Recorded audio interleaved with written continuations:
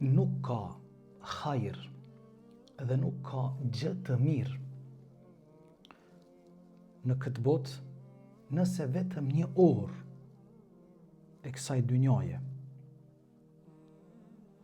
ta vështërson dhe ta ngushton rrugën për në ahiret.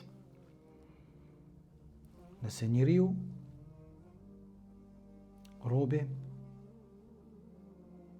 shkon pas të lejuarave, shkon pas gjërave të lejuarave, halalit, ka kujdes haramin, i lehtësohet rruga për në ahiret.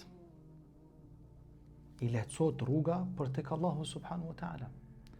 Nëse lakmon pas kësaj dynjaje, pas harameve, pas gjërave të ndaluara, ashtë sa ma tepër, ashtë sa ma shumë, lakmon dhe pason haramin, aq ma tepër i ngushtohet rruga për në ahiret.